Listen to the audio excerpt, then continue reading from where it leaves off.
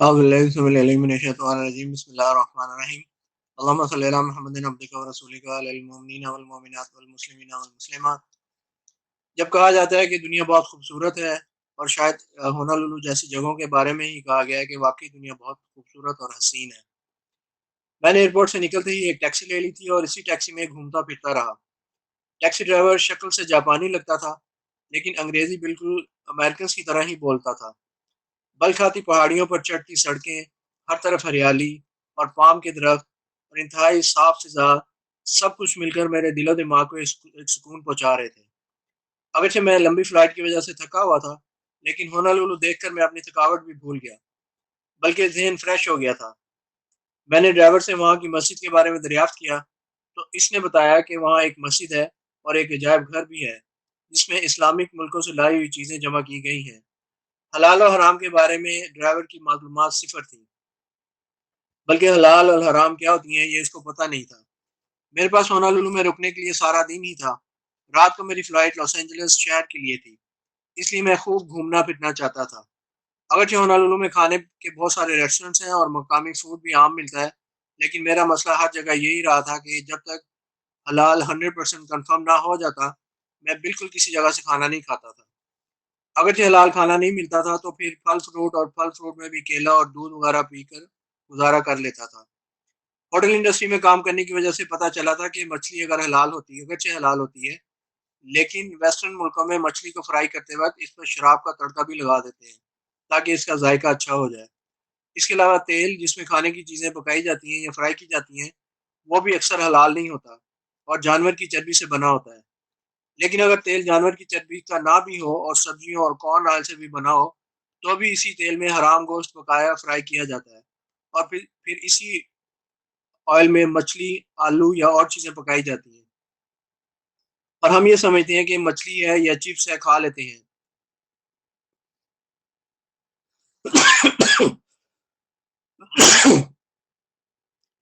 لیکن اصل میں سارا کچھ مکس ہوتا ہے۔ یہی وجہ تھی کہ اگر حلال کھانا مل جاتا تھا تو کھا لیتا تھا، وگرنہ پھل فروٹس اور کیلا اور دودھ میرا کھانا ہوتا تھا۔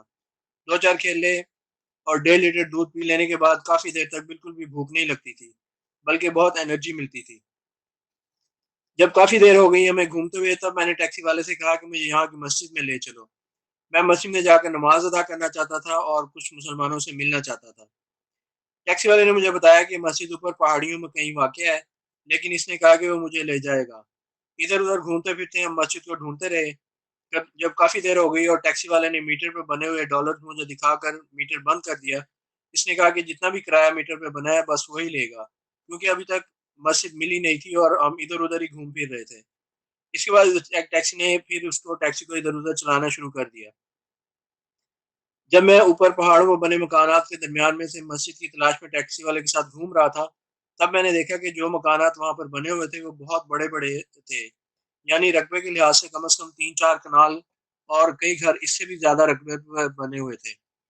آخرکار جب ہمیں کافی دیر ہو گئی گھومتے پھرتے اور میرا خیال تھا کہ ٹیکسی والے کو اب یاد نہیں رہا کہ مسجد کہاں واقع ہے، تو تب ہی اس نے مجھے بتایا کہ مسجد کا پتہ چل گیا تھا، اور پھر ایک بائیں ٹرن لے کے ٹیکسی ایک بہت بڑے بنگلے کے سامنے رک گئی۔ یہ مسجد تو نہ تھی، نہ کوئی مینار اور نہ ہی کوئی مسجد جیسی عمارت، یہ تو ایک بہت بڑا بنگلہ تھا۔ البتہ بالکل سامنے کی دیوار پر مسجد کے محراب کا ڈیزائن بنا ہوا تھا۔ میں ٹیکسی سے اتر کر جب اندر کی طرف گیا تو ایک اسلامک لباس پہنے ہوئے آدمی سے ملاقات ہوئی۔ یہ مسجد کے امام تھے اور فلسطینی تھے، بہت اچھے طریقے سے ملے۔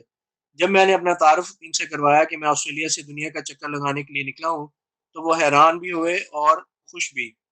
انہوں نے کہا کہ آپ ابن بطوطہ کی طرح ہیں، اس نے بھی ساری دنیا کا چکر لگایا تھا۔ انہی سے پتہ چلا کہ مسلمان ہونولولو میں بہت کم تعداد میں ہیں۔ وہ امام مسجد ایک جوان تھے، کوئی 35 40 سال کے ہوں گے، اور اپنی فیملی کے ساتھ وہاں رہ رہے تھے۔ مجھے محسوس ہو رہا تھا کہ وہ باتیں کرنے میں کافی محتاط ہو رہے تھے اور کسی بارے میں کھل کر بات کرنے سے اعتراض کر رہے تھے، اس لیے میں نے ان سے کھل کر بات نہیں کر سکا۔ خاص طور پہ 9/11 کے حادثے کے بعد مسلمانوں کے خلاف جو غیر مسلم نے رویہ رکھا تھا، اور پھر وہاں کی ایجنسیوں کے خوف کی وجہ سے لوگ کوئی بھی بات کرنے میں محتاط ہو گئے تھے۔ امام صاحب نے بتایا کہ وہ تقریباً 20 سال سے وہاں رہ رہے ہیں۔ میں نے انہیں بتایا ہونولولو میں میرا قیام صرف ایک ہی دن کا تھا، اور رات کو میری فلائٹ لاس اینجلس کی ہے۔ انہوں نے کہا کہ میں آپ کو ایئرپورٹ چھوڑ آؤں گا۔ انہوں نے مجھے ایک کمرے میں کچھ ریسٹ کرنے کا کہا۔ حقیقت میں بھی محتاط تھا، اور اگرچہ میں کمرے میں اکیلا تھا لیکن میری کوشش تھی کہ سونے نہ پاؤں۔ پتہ نہیں کیوں مجھے کچھ لگ رہا تھا کہ مجھے سونا نہیں چاہیے۔ اگرچہ امام صاحب دیکھنے میں نہایت شریف نظر آ رہے تھے، لیکن پھر بھی مجھے کچھ ایسا لگ رہا تھا کہ مجھے وہاں زیادہ دیر نہیں ٹھہرنا چاہیے۔ اگرچہ میں کمر سیدھی کرنے کے لیے کچھ دیر کے لیے لیٹ گیا، لیکن نیند آنے کے باوجود بھی میں سو نہ پایا۔ ہنولولو میں یہ تفریح کی چیزیں ہیں، یعنی کہ حسین مناظر، سمندر کی سیر، سمندر پر سرفنگ، پہاڑیوں میں پیدل چلنا، ریسٹورنٹ میں کھانے کھانا۔ اس کے علاوہ ایک جگہ تھی جو کہ عجائب گھر بنا ہوا تھا یا آرٹ گیلری تھی۔ وہاں پر اسلامک ملکوں سے لائی ہوئی آرٹ کی چیزیں رکھی گئی تھیں۔ ویسے تو رہنے کو کچھ دن رکا جا سکتا تھا، لیکن جو سیر و تفریح کی چیزیں میں نے بتائی ہیں، اس کے علاوہ کچھ فیسٹیول ہوتے رہتے ہیں۔ کچھ دیر آرام کرنے کے بعد میں نے وضو کر کے امام صاحب کے ساتھ نماز ادا کی اور اللہ تعالیٰ کا شکر ادا کیا اور دعائیں بھی مانگی۔ پھر امام صاحب اپنے گھر والوں کے پاس چلے گئے اور کچھ دیر کے بعد واپس آئے اور مجھے ایئرپورٹ چھوڑنے کے لیے تیار ہونے کو کہا۔ میں تو پہلے سے ہی تیار تھا۔ پھر ہم ایئرپورٹ کے لیے روانہ ہو گئے۔ راستے میں کچھ آسٹریلیا کے بارے میں ادھر ادھر کی باتیں ہوتی رہیں۔ اگرچہ میں 9/11 کے بارے میں کچھ باتیں کرنا چاہتا تھا، لیکن جیسا کہ میں نے کہا ہے کہ امام صاحب کا رویہ کافی محتاط تھا، اس لیے میں نے امریکہ کے اس حادثے کے بارے میں کوئی معلومات بات نہیں کی۔ ہائی وے اور فری وے سے ہوتے ہوئے ہم ایئرپورٹ پہنچ گئے۔ میری فلائٹ رات 12 بجے کے بعد تھی اور ابھی تقریباً 5 گھنٹے باقی تھے، لیکن انٹرنیشنل ٹریول کرنے کے بعد میرا تجربہ رہا ہے کہ 5-6 گھنٹے کے فلائٹ کے انتظار بہت جلدی گزر جاتے ہیں۔ امام صاحب کا شکریہ ادا کر کے اور ان سے مل کر میں ایئرپورٹ کے اندر داخل ہوا۔ ہونولولو کا ایئرپورٹ ایک درمیانے درجے کا ایئرپورٹ ہے۔ ادھر ہی میں نے کچھ کافی بسکٹس وغیرہ سے اپنی بھوک کا کچھ انتظام کیا اور پھر ادھر ہی ایئرپورٹ پر بیٹھ کر اپنی فلائٹ کا انتظار کرنے لگا۔ فلائٹ کا ٹائم اسکرین پر بالکل نظر آ رہا تھا۔ میرا خیال ہے کہ ہونولولو ایئرپورٹ پر شاید ہی کوئی فلائٹ لیٹ ہوتی ہو۔ ایئرپورٹ کوئی بہت زیادہ مصروف نہیں تھا، شاید رات کے وقت زیادہ فلائٹس وغیرہ نہیں آ جا رہی تھی۔ پھر میری فلائٹ کے لیے بھی امیگریشن اور بورڈنگ کے مراحل آ گئے پورے وقت پر، اور چونکہ یہ ایک ڈومیسٹک فلائٹ تھی اس لیے امیگریشن ویسی نہیں تھی جیسے کہ انٹرنیشنل فلائٹ کے وقت امیگریشن زیادہ اسٹرکٹ طریقے سے کی جاتی ہے۔ فلائٹ نے اپنے وقت پہ اڑان بھر لی۔ امریکن ایئر لائن کا جہاز بہت بڑا تھا اور ہماری منزل لاس اینجلس تھی۔ امیگریشن پر مجھے کچھ مشکلات کا سامنا نہیں کرنا پڑا اور بڑے آرام سے امیگریشن کے مراحل طے ہو گئے تھے۔ رات کی فلائٹ تھی، اس لیے جہاز سے باہر اندھیرا ہی تھا۔ ہمارا جہاز نارتھ پیسفک اوشن یعنی بحر الکاہل کے اوپر سے گزر رہا تھا۔ تقریباً 5.5 گھنٹے کی فلائٹ تھی۔ میں نے کچھ نیند جہاز میں پوری کر لی۔ اگرچہ جہاز میں فلمیں اور کافی دوسرے چینلز تفریح کے لیے موجود تھے، لیکن فضا میں بیٹھ کر میں نے اللہ تعالیٰ کا ذکر کرنے کو ترجیح دی اور ذکر اذکار میں مشغول رہا۔ اس جہاز میں بھی ایئر ہوسٹس بھاگ دوڑ کر اپنا کام کر رہی تھی۔ چونکہ میں نے حلال کھانے کا آرڈر کیا تھا، اس لیے مجھے اور میرے علاوہ جن دوسرے لوگوں نے خاص کھانے کا آرڈر دیا تھا، ان سب کو پہلے کھانا دے کر بعد میں باقی لوگوں کو کھانا دینا شروع کیا گیا۔ میرے کھانے میں مچھلی تھی۔ میں نے حسب معمول سیلڈ اور دوسری چیزیں کھا لیں، لیکن مچھلی کو ہاتھ نہیں لگایا، اس لیے جلدی سے کھا کر فارغ ہو گیا۔ میرے لیفٹ سائڈ والی سیٹ جو خالی تھی، اس لیے میں نے خالی ٹرے اپنے ساتھ والی سیٹ پر رکھ دی۔ جلد ہی دو ایئر ہوسٹس ٹرالی کھینچتے ہوئے مسافروں کو کھانا دیتے ہوئے میرے پاس بھی آ گئیں۔ ان میں سے ایک نے جلدی سے میری سیٹ کے سامنے کھانے کی ٹیبل کھول کر کھانے کی ٹرے اس کے اوپر رکھ دی اور مجھ سے کوئی کولڈ ڈرنک وغیرہ پوچھنے لگی۔ میں نے شاید کسی جوس کا آرڈر دیا تھا۔ اس ایئر ہوسٹس نے مجھے جوس بھی دے دیا اور آگے بڑھ گئی۔ اب میرے حیران ہونے کی باری تھی، یعنی کہ ایئر ہوسٹس نے جلدی سے مجھے کھانا دیا تھا اور پوچھا بھی نہیں تھا کہ میں نے کچھ کھایا پیا تھا کہ نہیں، حالانکہ وہ مجھے پہلے ہی کھانا دے چکی تھی۔ بہرحال جب میں نے ٹرے کا کھانا دیکھا تو پتہ چلا کہ اس میں بھی وہی مچھلی تھی جو کہ مجھے حلال کہہ کے دی گئی تھی۔ میں نے اس میں سے سلاد اور دوسری چیزیں کھا لیں اور میرا پیٹ 2 مرتبہ سیلڈ کھانے سے کافی بھر گیا تھا، الحمدللہ۔ ہونولولو سے لاس اینجلس تک کی فلائٹ کوئی 5.5 گھنٹے کی تھی۔ امریکن ایئر لائن کی سروس دوسری بہت سی ایئر لائنوں کے مقابلے میں کافی اچھی تھی۔ جہاز میں لوگ کھانا کھانے کے بعد فلمیں وغیرہ دیکھنے میں مصروف ہو گئے اور کچھ اونگنے لگے۔ میں نے بھی سیٹ کو پیچھے کی طرف کر کے آنکھیں بند کر لیں۔ میرا خیال ہے کہ کوئی 1-1.5 گھنٹے کی نیند میں نے لے لی تھی۔ عام طور پہ اتنی نیند پوری طرح نہیں آتی اگر آپ نے نیند پوری نہ کی ہو اس سے پہلے، لیکن میری نیند ہونولولو میں بالکل بھی پوری نہیں ہوئی تھی۔ اس لیے تھکاوٹ کی وجہ سے کچھ نیند پوری ہو گئی۔ ایئر ہوسٹس پھر سے ٹرالی لے کر کولڈ ڈرنکس اور چائے کافی وغیرہ آفر کر رہی تھی۔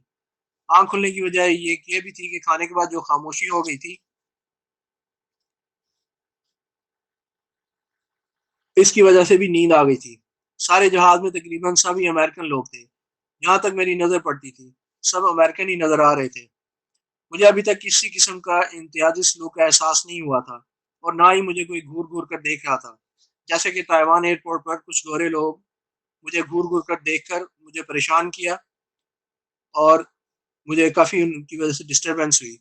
لیکن ہونولولو ایئرپورٹ سے لے کر سارا ہونولولو پھرتے ہوئے اور پھر واپس ایئرپورٹ پر آ کر اور پھر پلین میں سوار ہو کے مجھے بالکل بھی محسوس نہیں ہوا کہ کوئی میری طرف غیر معمولی طور پہ متوجہ ہوا ہے۔ حالانکہ مجھے کہا گیا تھا کہ میں دیکھنے میں کوئی عرب لگتا ہوں، کھلا رنگ اور مونچھیں، کوئی مجھے ترکی اور ترکش اور کوئی مجھے عربی سمجھتا تھا۔ لیکن امریکہ میں داخل ہونے کے بعد سے اب تک مجھے کوئی ایسا امتیازی سلوک نظر نہیں آیا تھا۔ لاس اینجلس ایئرپورٹ پر فائرنگ، ٹائم گزرنے کا پتہ ہی نہیں چلا اور پائلٹ نے اعلان کر دیا کہ جہاز لاس اینجلس ایئرپورٹ پر اترنے لگا ہے۔ جہاز کے عملے نے لاس اینجلس ایئرپورٹ کے انٹرنیشنل ایئرپورٹ پر لینڈ کرنے کی تیاری کی اور جہاز لینڈ کر گیا۔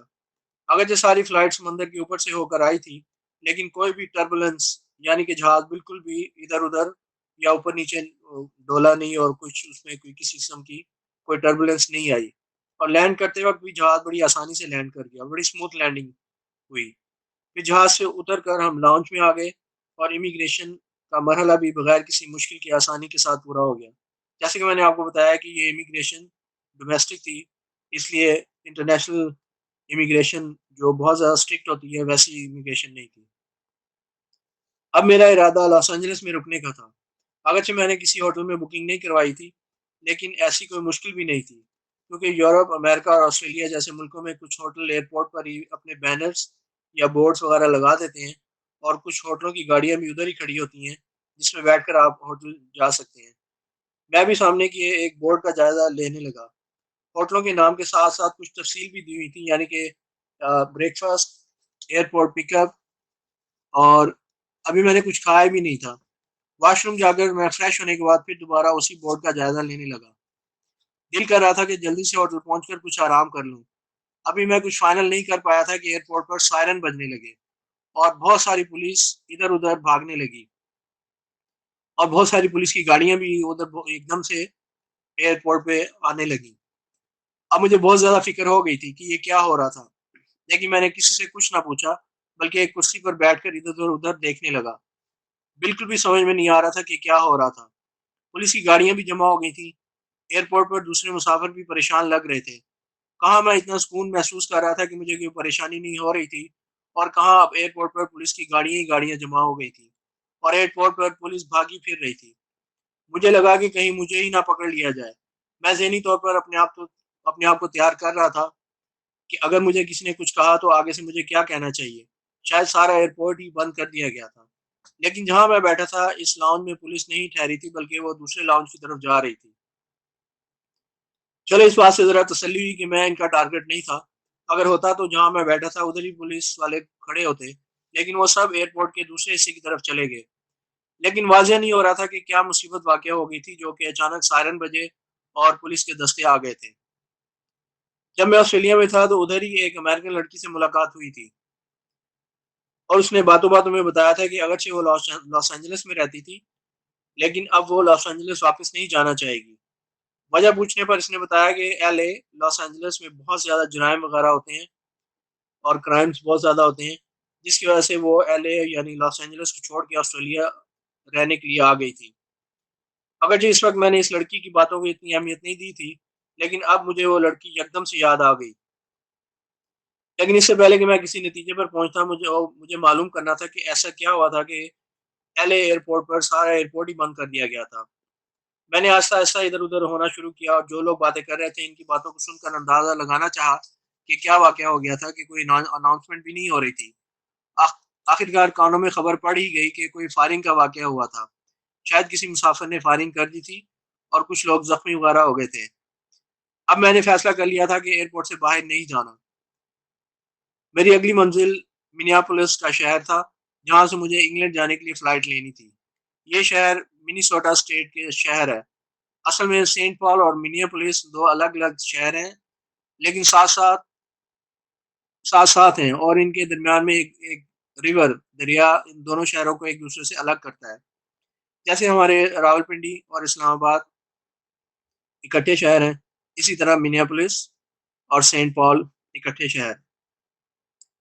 ایئرپورٹ پر ہونے والے فائرنگ کے واقعے کے بعد میں نے فیصلہ کر لیا تھا کہ میں ایئرپورٹ سے باہر نہیں جاؤں گا، بلکہ ایئرپورٹ پر ہی بیٹھ کر اگلی فلائٹ کا انتظار کروں گا۔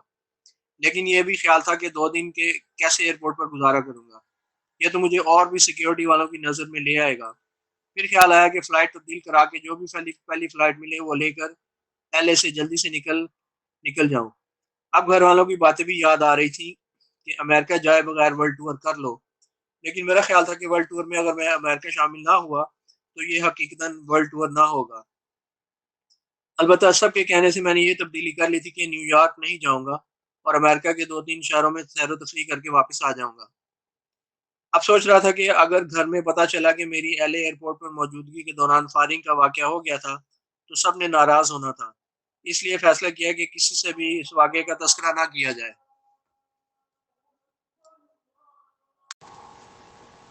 اس لیے فیصلہ کیا کہ میں گھر والوں کو یا کسی سے بھی اس واقعے کا تذکرہ نہیں کروں گا۔ ایئرپورٹ پر ہی بیٹھے بیٹھے جب کافی دیر ہو گئی اور جس لانچ میں بیٹھا تھا وہاں پر کسی پولیس نے یا کسی اور سیکیورٹی والوں نے کوئی بھی پوچھ گچھ نہیں کی تھی۔ البتہ کسی کو بھی ایئرپورٹ سے آنے یا جانے کی اجازت نہیں تھی۔ اگرچہ اناؤنسمنٹ نہیں ہوئی تھی، لیکن میرا خیال تھا کہ فلائٹس بھی بند کر دی گئی تھی حفاظتی طور پہ۔ خوشائند تسلی والی بات یہ تھی کہ ہمارے لاؤنج میں کسی بھی قسم کی تلاشی یا تفتیش نہیں ہوئی تھی۔ تقریباً 2 گھنٹوں کے بعد ایئرپورٹ سے جانے آنے کی پابندی ختم کر دی گئی تھی، شاید اس لیے کہ جو بھی فائرنگ میں ملوث تھے ان کو گرفتار کر لیا گیا تھا اور حالات نارمل ہو گئے تھے۔ میں نے چونکہ فیصلہ کر لیا تھا کہ ایئرپورٹ سے باہر نہیں جانا، بلکہ اب میرا خیال یہ تھا کہ جتنی جلدی ممکن ہو میں امریکہ سے نکل جاؤں اور سیر و تفریح پھر کبھی دوبارہ آ کے کر لوں گا۔ اگرچہ ایئرپورٹ کلیئر کر کے کھول دیا گیا تھا، لیکن ایک خوف اور پریشانی کی فضا قائم ہو گئی تھی۔ جو لوگ پہلے ہنستے مسکراتے نظر آ رہے تھے اب وہی خاموش اور سیریس نظر آنے لگے تھے۔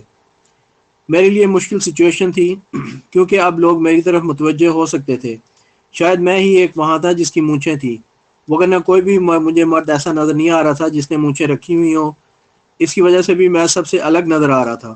پہلے سوچا کہ مونچھیں صاف کر دوں، لیکن پھر خیال آیا کہ یہ تو بیل مجھے مارنے کے مترادف تھا، کیونکہ اگر میں اس وقت مونچھیں صاف کر دیتا تو یقیناً میں ان ایجنسیوں کے نظر میں آ سکتا تھا۔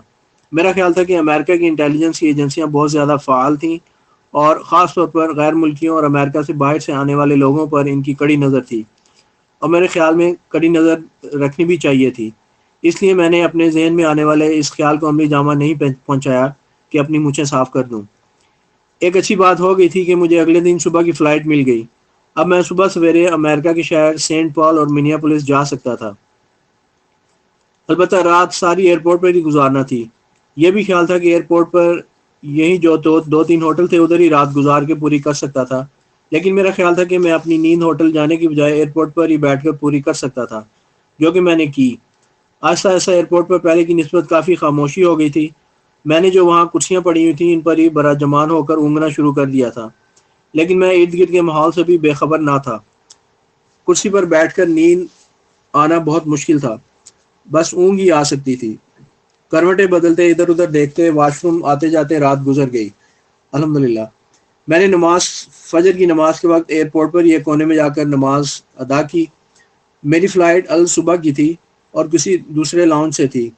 میں نے گھڑی پر دیکھ کر فجر کی نماز کا اندازہ لگایا اور واش روم سے ہو کر وضو کرنے کے بعد اسی ٹرمینل کی طرف چل پڑا جہاں سے مجھے اگلی منزل کے لیے فلائٹ لینی تھی۔ سب پولیس اور ان کی گاڑیاں وہاں سے جا چکی تھیں۔ میں آہستہ آہستہ چلتا ہوا اپنے ٹرمینل کی طرف چل پڑا۔ ایئرپورٹ پر اب مسافر آنے شروع ہو گئے تھے۔ میں کسی کونے کی تلاش میں تھا کہ فجر کی نماز ادا کر سکوں۔ آخرکار مجھے ایک جگہ نظر آ ہی گئی۔ یہ جگہ تھوڑی علیحدہ سی اور پرسکون بھی لگ رہی تھی۔ یہاں پر لوگوں کی آمد و رفت نہ ہونے کے برابر تھی۔ ادھر ہی ایک ستون کے پیچھے میں نے کھڑے ہو کر نماز پڑھنے کے لیے نیت باندھنے کا ارادہ کر ہی رہا تھا کہ میری نظر سامنے کھڑے ایک سیاہ فام لڑکے پر پڑی۔ مجھے اس لڑکے کو دیکھ کر کچھ حیرت ہو گئی۔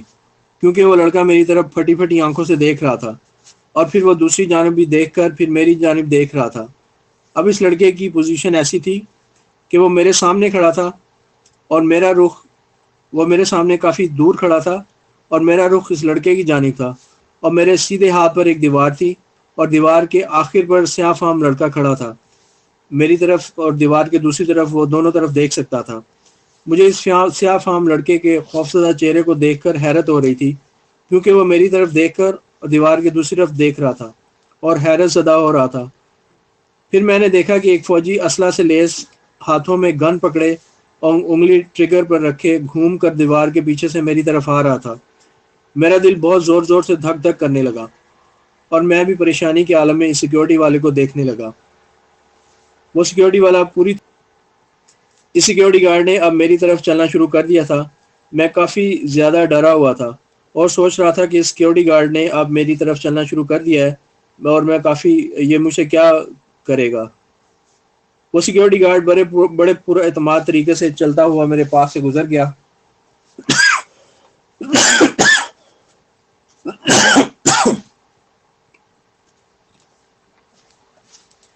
وہ سیکیورٹی گارڈ بڑے پر اعتماد طریقے سے چلتا ہوا میرے پاس سے گزر گیا، لیکن وہ مجھ سے تھوڑی دور جا کر واپس آ گیا اور میرے قریب سے ہوتے ہوئے واپس ادھر ہی چلا گیا۔ لیکن مجھے اس نے کچھ نہیں کہا، بلکہ حیرت انگیز طور پر اس نے میری طرف دیکھا بھی نہیں۔ لیکن میرا تو خیال تھا کہ اگر نہ ایک تجربہ کار سیکیورٹی گارڈ ہونے کی ناطے اس نے سارے ماحول کا اچھی طرح جائزہ لے لیا ہوگا اور پوری طرح تسلی کر کے ہی وہاں سے واپس گیا ہوگا۔ میں نے زمین پر اپنی ایک شرٹ بچھائی تھی جس پر میں نے فجر کی نماز ادا کرنا چاہتا تھا۔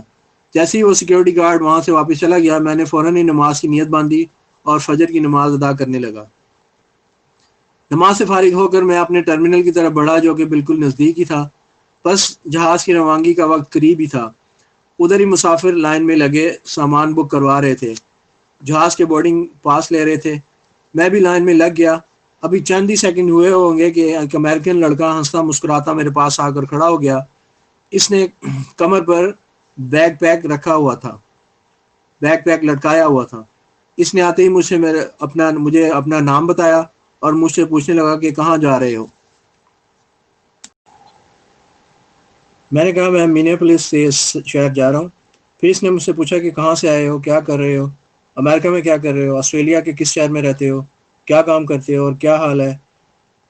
اس کے ان سوال و جواب کے دوران وہ مسلسل مسکراتا رہا، لیکن اس نے یہ سب سوال بہت تیزی سے پوچھے کہ میں ابھی ایک سوال کا جواب بھی نہ دینے پایا تھا کہ وہ دوسرا سوال کر دیتا تھا۔ حیرت کی بات یہ تھی کہ میرے پیچھے لائن میں لوگ کھڑے تھے، لیکن وہ پتہ نہیں کہاں سے سیدھا میرے پاس ہی آ کر کھڑا ہو گیا تھا۔ اور پھر جب اس نے مجھ سے سوالات کر لیے تو آگے کی طرف چلا گیا اور سب سے آگے جا کر کہیں غائب ہو گیا۔ اس کے بعد وہ بندہ مجھے کہیں بھی نظر نہیں آیا، حالانکہ وہ مجھے پلین میں بھی نظر نہیں آیا۔ اس وقت تو میں اس بات پر دھیان نہیں دیا، لیکن بعد میں خیال آیا کہ وہ ایجنسی کا بندہ ہو سکتا تھا۔ لیکن میں جب ورلڈ ٹور کرنے نکلا تھا تو میرے ذہن میں تھا کہ اگرچہ میری تلاشی وغیرہ ہو سکتی تھی، لیکن میں چونکہ بالکل کلین تھا اور کسی قسم کے برے کاموں میں کبھی شریک نہیں ہوا تھا، شکر الحمدللہ رب العالمین، اسی لیے مجھے کسی قسم کی کوئی فکر نہ تھی۔ لیکن جو حالات پیش آ رہے تھے ان کی وجہ سے مجھے فکر اور پریشانی ہونا شروع ہو گئی تھی۔ آہستہ آہستہ تمام مسافر پلین میں سوار ہو گئے۔ میں بھی پلین میں ایک سیٹ میں بیٹھ گیا۔ سارا پلین مسافروں سے بھرا ہوا تھا۔ جب میں ہونولولو سے لاس اینجلس آ رہا تھا تو کافی پرسکون تھا، لیکن جو کچھ لاس اینجلس ایئرپورٹ پر ہوا اس سے میں کافی اپسیٹ ہو گیا تھا۔ لیکن بہرحال مجھے ایک تو سینٹ پال اور منیاپولس کے شہر جانا تھا، اور دوسرے میرا ایک دوست جو کہ ابرار جو کہ امریکہ کے شہر اٹلانٹک سٹی میں جاب کر رہا تھا، اس کو بھی ملنا تھا۔